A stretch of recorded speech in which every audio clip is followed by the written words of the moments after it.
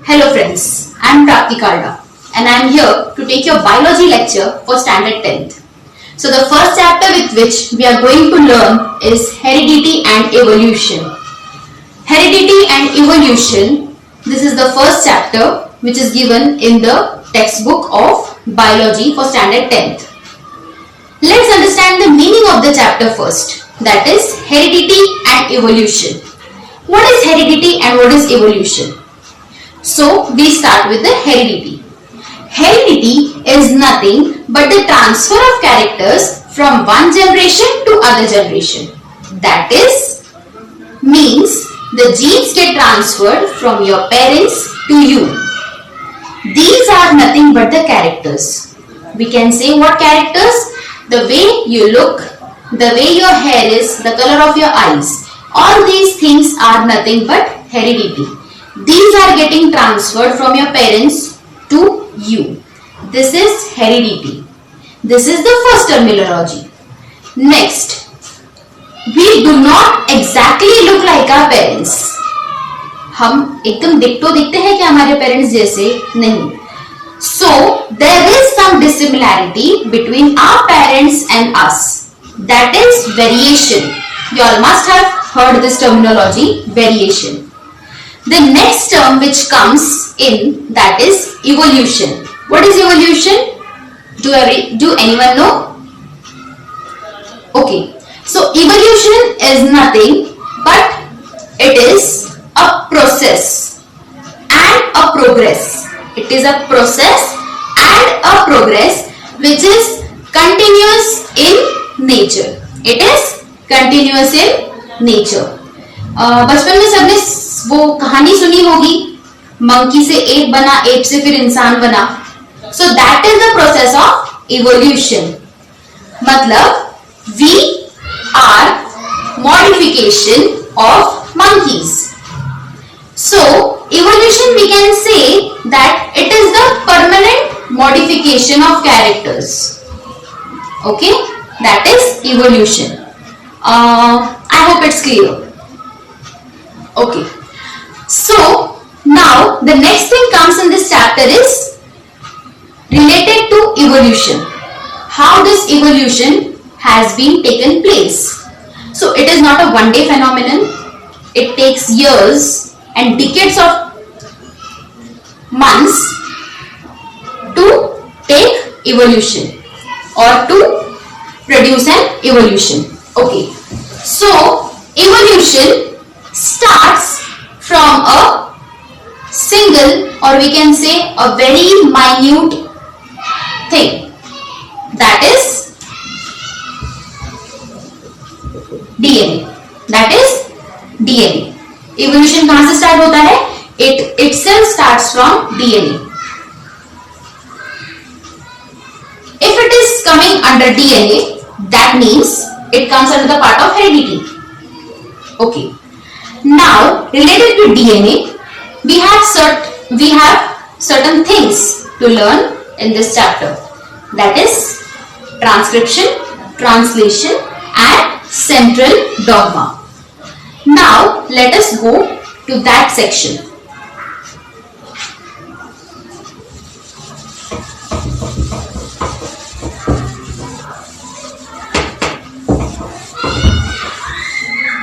Let's start from the basics. What is this? This is a cell. And what is this? This is a nucleus of the cell. Okay. So there are two things which plays the role in evolution. That is DNA and RNA. Where is DNA present? DNA is present in the nucleus and RNA is present out of the nucleus. Okay? DNA is present within the nucleus and RNA is present outside the nucleus. Is that clear? Next, RNA. You must have studied in your 9th standard that there are certain types of RNA. Do anyone know them? Okay, so these are mRNA, rRNA and tRNA. mRNA, rRNA and tRNA. Okay. Now these are the three types of RNAs. From these three types, one type of RNA, that is mRNA, is present in nucleus. ये जो mRNA होता है, it is present in nucleus with DNA, and the remaining two, that is rRNA and tRNA, are present in the cytoplasm. Okay, so let's revise. mRNA, rRNA and tRNA, these all three are the types of RNA, from where mRNA is present in the nucleus, rRNA and tRNA, these two are present in the cytoplasm. Okay, this much is clear. Let's move further. Now, the main process which we are going to learn is very important for the protein synthesis. Okay, now in DNA or in nucleus there is DNA. From DNA mRNA is produced. Please be very clear with it. DNA produces mRNA, मतलब DNA mRNA को बनाता है. कहां पर? Nucleus में. So this DNA produces mRNA. Now this mRNA, when it is produced, it comes out of the nucleus. mRNA बनने के बाद it comes out of the nucleus. ये न्यूक्लियस से बाहर आ जाएगा साइटोप्लाज्म में. साइटोप्लाज्म में mRNA कहाँ आ गया? साइटोप्लाज्म में. Now when this mRNA is in the cytoplasm, there are another two RNAs also present over here, that is rRNA and tRNA. Okay. Now this mRNA will produce what? Protein. What it will produce?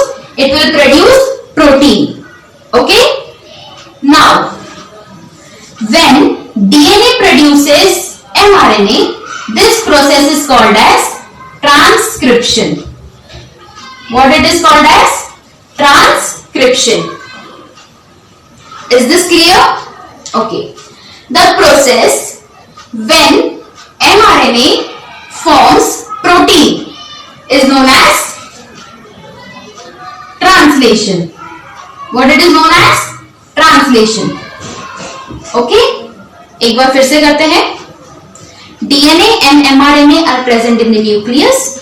DNA जब mRNA बनाता है तो this process is known as transcription.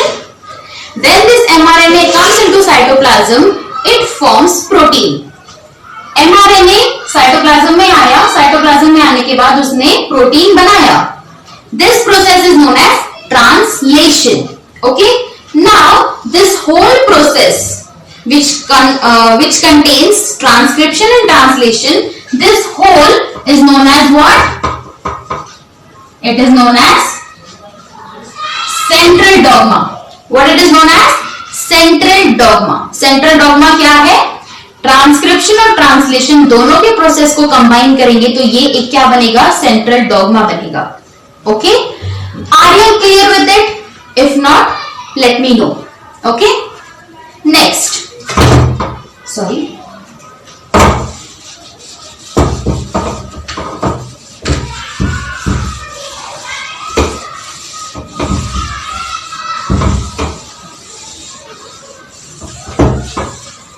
okay. Now the next thing comes, that is we are starting with the process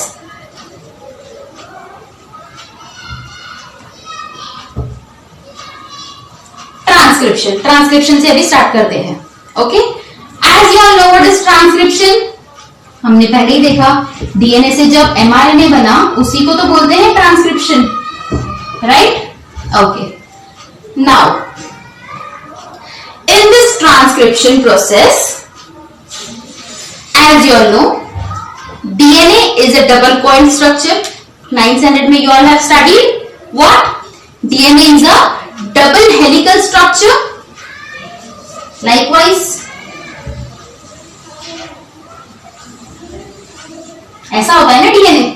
Okay, so अभी हमें ये देखना है कि mRNA कैसे बनता है. How this mRNA is produced. Okay. So nucleus में हो रहा है ये पूरा process. This process is happening in nucleus. What is happening? This is the DNA. अच्छा, let me ask you one question. Who has proposed the model of DNA? Anyone? Okay. So it is nothing but the Watson and Crick. उनका ये model है DNA का. Okay. Now this DNA contains what? Hydrogen bonds, nucleotides, nitrogenous base. Okay. All these things forms the DNA. Now mRNA बनने के लिए क्या होता है? सबसे पहले लेट्स कम ओनली टिल, अभी हम लोग सिर्फ ये पार्ट को देखेंगे. Only this part we will see what happens. ये जो डबल हेलिकल स्ट्रक्चर है डीएनए का,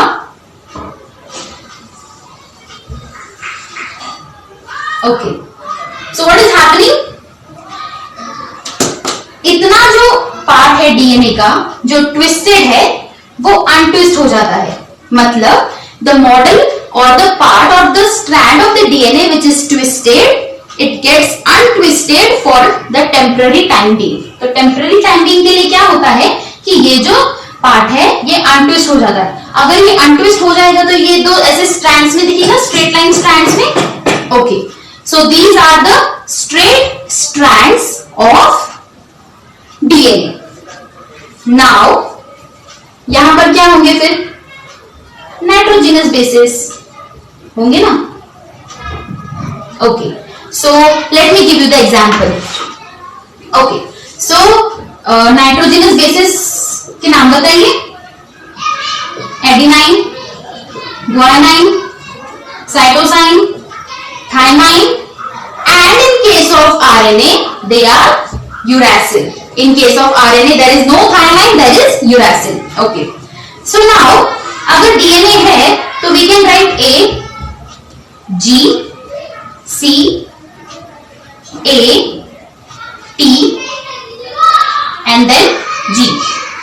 Okay. अब इसके opposite adenine always binds with thymine, guanine binds with cytosine, cytosine binds with guanine, adenine with thymine, thymine with adenine, guanine with cytosine. These are the nitrogenous bases. These are connected with each other with what? With hydrogen bonds. ये जो bond दिख रहा है आपको, this is nothing but the hydrogen. I'll write here hydrogen bond. Okay, ये hydrogen bond से these nitrogenous bases are connected. Is this much clear? Okay. The next process is what? This bonds break. ये जो bond बना है ये break हो जाता है. ओके, जब ये दो नाइट्रोजिनस बेस के बीच का बॉन्ड ब्रेक हो जाता है, that means these all nitrogenous bases are alone. They don't have any parent. So nucleus contains many probes like this. Okay, nucleus में क्या होते हैं? ऐसे probes होते हैं. Okay, तो वो probes में से क्या होगा? जो ये इसको मैच करेगा वो आके ज्वाइंट हो जाएगा. For example, I can give you T है तो क्या आएगा? एडिनाइन. C है तो ग्वाइनाइन. G है तो साइटोसाइन. थाइमीन है तो एडिनाइन, एडिनाइन है तो थाइमीन, एंड सी है साइटोसाइन है तो ग्वानिन. ओके, ऐसा एक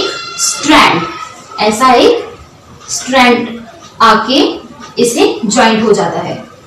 ओके, क्या हुआ? ये जो ट्विस्टेड मॉलिक्यूल था, ट्विस्टेड स्ट्रैंड था, उसको अनट्विस्ट कर दिया, वो अनट्विस्ट हो गया.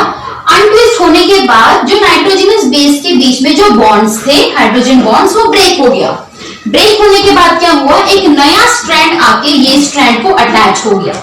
ओके, ये स्ट्रैंड को अटैच होने के बाद वो मैचअप हो गए जैसे पहले था. नाउ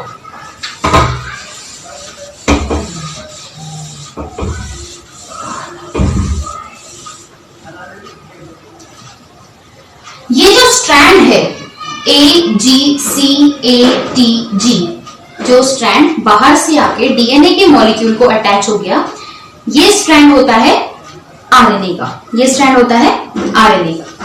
ये स्ट्रैंड फ्लोट होके यहां बाहर आ गया। कहां बाहर आ गया?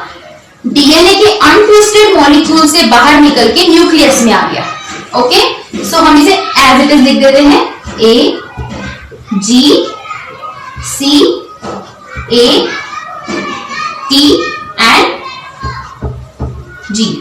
ओके, सो जैसे कि मैंने आपको बताया कि ये एमआरएनए है, तो इसमें थाइमिन नहीं होगा, इसमें क्या होगा? Uracil. What it will contain instead of thymine? Uracil, क्योंकि आरएनए में थायमाइन को रिप्लेस करता है यूरैसिल नाइट्रोजनस बेस। ओके, अभी this floating strand which is in the DNA, which is in the nucleus, ये कहां पर आ गया? डीएनए की मॉलिक्यूल से ये अनअटैच होके बाहर आ गया न्यूक्लियस में। और उसके बाद अगर हम यहां से इसे माइनस करते हैं तो क्या हो जाएगा? ये हाइड्रोजन बॉन्ड्स फिर से बन जाएंगे और ये जो स्ट्रैंड अनट्विस्ट हुआ था वो फिर से ट्विस्ट होके वैसा का वैसा हो जाएगा। ओके, यहां पर वो बॉन्ड्स फिर से बन गए, जो अनट्विस्ट हुआ था वो फिर से ट्विस्ट हो जाएगा और वो वैसा का वैसा रह जाएगा। बाहर क्या आएगा? ये स्ट्रैंड जो कि इसके हिसाब से कोड हुआ है। वो जो स्ट्रैंड बाहर आया है न्यूक्लियस में, it will be named as mRNA. It will be named as mRNA. Now this mRNA is present in the nucleus. So यही तो प्रोसेस था हमारा ट्रांसक्रिप्शन का, कि हमने डीएनए से क्या बनाया? एमआरएनए। तो हमने डीएनए के मॉलिक्यूल से बनाया ना एमआरएनए भी। So here is the end of transcription process. Here is the end of transcription process. I hope this much is clear. इतना समझा है आप लोगों को? Okay, so let's move further. The next thing is what? Let me rub this.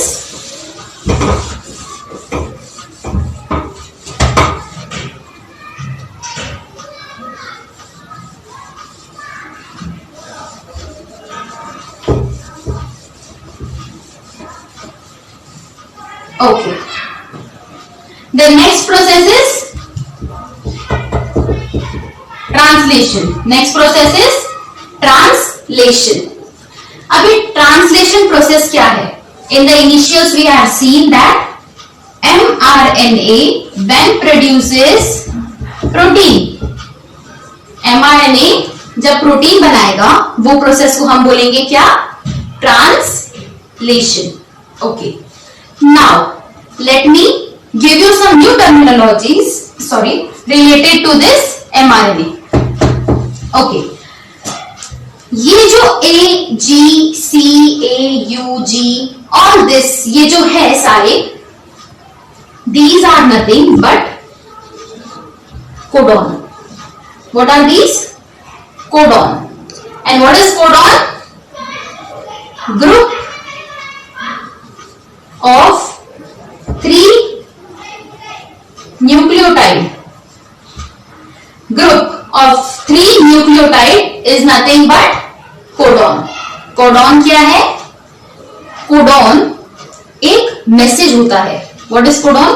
Codon is the message which is present on mRNA. MRNA के ऊपर जिस हिसाब से कोडॉन प्रेजेंट रहेंगे उस हिसाब से अमाइनो एसिड्स अटैच होंगे, and how the amino acids will attach, in the same way proteins will be formed. Okay, amino acids.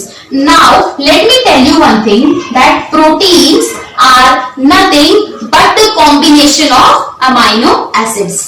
Okay, amino acids, or we can say amino acids are the basic structure, basic unit of protein. Protein क्या होता है? Amino acids को जब आप cluster करके बनाएंगे वो होता है protein. Okay, so in total in living organism 20 types of amino acids are present in living organism, भले वो बैक्टीरिया, वायरस, फंगाई, जो भी लिविंग होता है उसमें 20 टाइप्स ऑफ अमाइनो एसिड्स होने ही है। And these all are present in every living structure, because in every living structure we find protein, और प्रोटीन है तो प्रोटीन किससे बनेगा? अमाइनो एसिड से बनेगा। Okay, so these are the amino acids. Okay, तो ये क्या है? Group of 3 nucleotide is nothing but codon. ये क्या है? Codon. Okay, so let's start with the process of translation. I hope you have understood that from mRNA now we need to form what? We need to form protein. और protein directly नहीं बनेगा। Protein कैसे बनेगा? Amino acid के molecules जब एक chain बनाएंगे, एक लंबा चेन बनेगा, वही चेन को हम लोग प्रोटीन कहेंगे। Okay, let's start.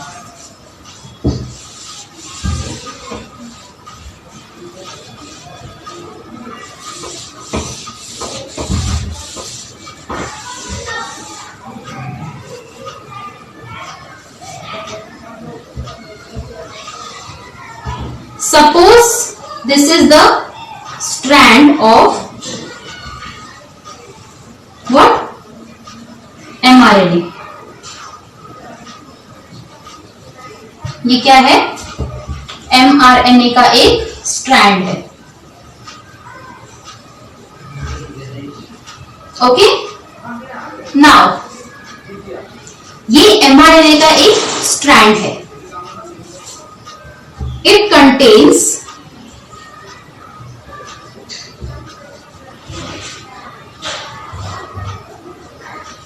codes on it. जैसे कि मैंने पहले बताया, इसके ऊपर क्या होते हैं? कोड्स होते हैं। Okay, these codes are nothing but the message of mRNA to form the protein. हर एक कोड का अपना अपना अमाइनो एसिड होता है।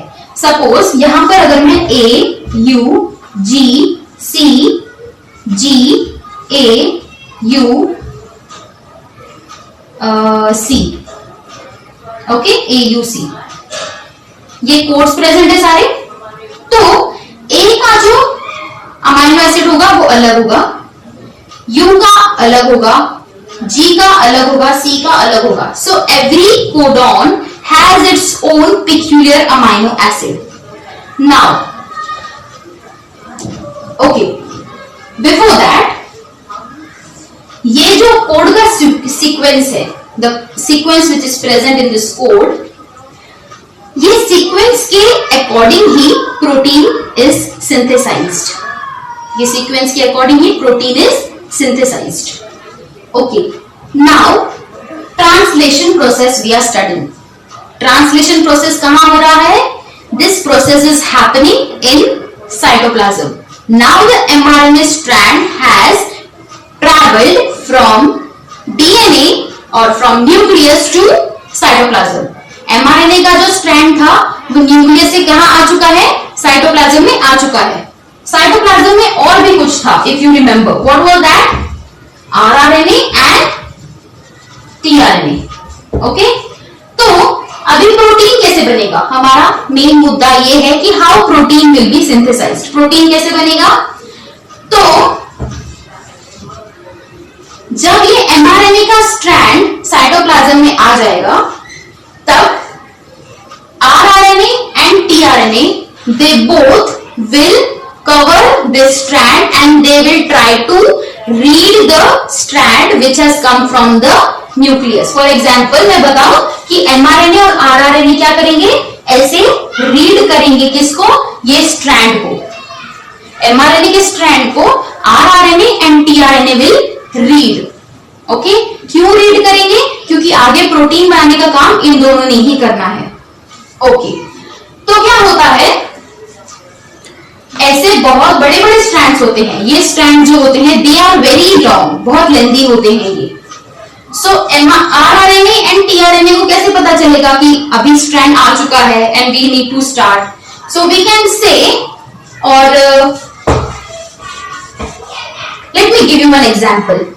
A U T M S E T I M E S S T E, ये एक बड़ा sequence है, ये एक बड़ा वर्ड है। ओके, जैसे ये mRNA का स्ट्रैंड है एक बड़ा वर्ड, वैसे ये भी एक बड़ा वर्ड है। ओके, तो rRNA एंड tRNA, अभी ये जो मैंने वर्ड लिखा है यहां पर, do you find any sense in this word? Of course not. यहां से तो यहां तक कुछ भी सेंस नहीं है। हाँ, यहां कुछ सेंस है। क्या लिखा है मैंने? टाइम। ओके, यहां पे कुछ मतलब नहीं है, यहां टाइम लिखा है और आगे कुछ भी हो सकता है। सो वैसे ही अगर mRNA का जो स्ट्रैंड है वहां पर rRNA और tRNA, जब ये AUG मतलब अगस्त नहीं होता है but suppose August, AUG short form of अगस्त, तो जब rRNA and tRNA when reading the whole strand of mRNA come across this codon, that is AUG के अक्रॉस में जब वो आएंगे तब उन्हें समझेगा कि strand is there and we need to synthesize now और we need to produce now amino acid. तो यहां से process of protein synthesis start होता है। Okay, this is the initial point जहां से प्रोटीन सिंथेसिस स्टार्ट होगा। मतलब जहां पर भी mRNA स्ट्रैंड पर AUG होगा वहां से प्रोटीन सिंथेसिस स्टार्ट होगा। Okay, please note this point. Okay, now next thing is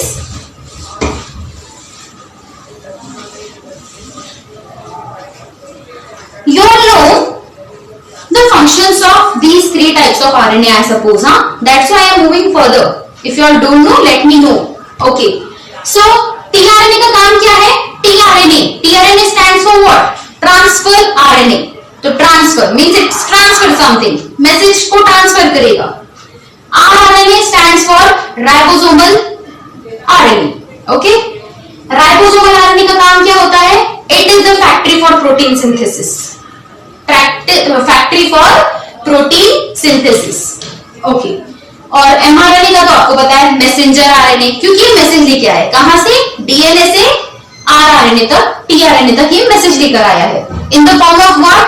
in the form of these codons. ये जो कोडॉन्स है इसके ऊपर, अभी ये कोडॉन नंबर 1, ये 3, कोडॉन नंबर 2, यहां पर कुछ और होगा ए, तो ये कोडॉन नंबर 3। तो ये कोडॉन के फॉर्म में मैसेज आया है किसके पास? rRNA के पास और tRNA के पास, कि भाई अभी इसके हिसाब से you need to synthesize the protein. Okay, तो अभी क्या होगा? जब rRNA और tRNA इसको रीड कर रहे होंगे ये स्ट्रैंड को, तो क्या होगा? tRNA आ जाएगा। दिस इज द हेयरपिन, मतलब है tRNA का स्ट्रक्चर ही हेयरपिन जैसा होता है। ओके, tRNA के यहां पर बॉटम में होते हैं 3 स्ट्रैंड्स। क्या होते हैं? 3 स्ट्रैंड्स। और here I show you tRNA जो होता है उसके यहां पर होते हैं नीचे की तरफ 3 स्ट्रैंड्स। ओके, नाउ अगर A है तो क्या होगा? U है तो A, G है तो C। ओके, और यहां पर होगा AA stands for amino acids. AA stands for what? Amino acid. अब समझा अमाइनो एसिड कहां से आएगा? अमाइनो एसिड को लेके आएगा tRNA। ये क्या है? tRNA है। अमाइनो एसिड को लेके आएगा tRNA। So these are what? ये जो 3 है, अभी your low group of 3 nucleotide is codon. अभी ये कोडॉन का अपोजिट है, तो इसका नाम क्या रखेंगे हम लोग? Anticodon. What will be the name of this? Sorry, what will be the name of this? Anticodon. अभी ये अटैच हो गया यहां पर, सपोज यहां पर UAC। ओके, और यहां पर आई रब दिस, यहां पर क्या है? AA, that is amino acid. अभी यहां पर अमाइनो एसिड आ गया, एक प्रोसेस हो गया, first step of the process is done. Next क्या होगा? ये ट्रांसफर आरएनए फिर चला जाएगा दूसरा अमाइनो एसिड लेने के लिए, then it will be then it will vanish from here. ये vanish हो जाएगा. फिर इन तीनों का आएगा. अभी C है तो G, G है तो C, A है तो U. इन तीनों का क्या आएगा? tRNA. ये भी अपने साथ एक अमाइनो एसिड लेके आएगा. ओके. और ऐसे ही आगे जितनी भी स्ट्रैंड होगी tRNA उसके हिसाब से एंटीकोडॉन्स लेकर आएगा. जितनी बड़ी स्ट्रैंड होगी उतने एंटीकोडॉन्स आएंगे. जितने एंटीकोडॉन्स आएंगे ऑब्वियसली उतने अमाइनो एसिड्स भी आएंगे. तो यहाँ पर सिमिलर वे में और एक अमाइनो एसिड आ जाएगा. ये tRNA फिर यहां से गायब हो जाएगा दूसरा एंटीकोडॉन लेने के लिए. सो इन शॉर्ट यहां पर क्या बन जाएगा? अमाइनो एसिड्स का एक चेन बन जाएगा. और मैंने पहले ही आपको बताया the chain of amino acid is nothing but protein. Okay, the chain of amino acid is nothing but protein. तो ये सारे अमाइनो एसिड्स बनके क्या बनाएंगे? प्रोटीन. ओके. अब लास्ट स्टेप क्या बचती है? tRNA का काम is over. It has transferred all the amino acids. rRNA का काम भी खत्म क्योंकि इसने सारे अमाइनो एसिड प्रोड्यूस कर दिए हैं और जगह पर लाकर रख दिए हैं. अब बचता है ये mRNA का strand. So from this process it is concluded that mRNA is nothing but it is temporary. mRNA जो होता है मैसेंजर RNA, ये टेम्पररी होता है. इसका काम होता है मैसेज लेकर आना डीएनए से साइटोप्लाज्म तक rRNA और tRNA के पास. Once the message is conveyed from DNA to rRNA and tRNA, it becomes meaningless. तो इसके बाद this mRNA इसका काम खत्म हो चुका है. So it vanishes or it gets destroyed or it disappears in the cell. Okay? तो अगर नेक्स्ट टाइम फिर से प्रोटीन बनाना रहा तो फिर से क्या हो जाएगा? DNA will do the same process of transcription. It will untwist itself. Untwist करने के बाद वो हाइड्रोजन बॉन्ड ब्रेक होगा. ब्रेक होने के बाद वो न्यूक्लियस के प्रोब्स आकर वहां पर अटैच होंगे. प्रोब अटैच होने के बाद जब एक सीक्वेंस बन जाएगा तो वो डीएनए फिर से ट्विस्ट हो जाएगा और वो जो प्रोब था वो फ्लोट हो जाएगा कहां पर? न्यूक्लियस में. वो न्यूक्लियस में कुछ नहीं है but it is an mRNA. वो न्यूक्लियस से एमआरएनए फिर आएगा साइटोप्लाज्म में and in cytoplasm the same process will be repeated. Okay, so this is nothing but the central dogma. दोनों प्रोसेस का combination is central dogma. This process where protein is made from mRNA is translation. I hope you all have understood. If you all have any doubt or questions, please let me know in the comment box. Thank you.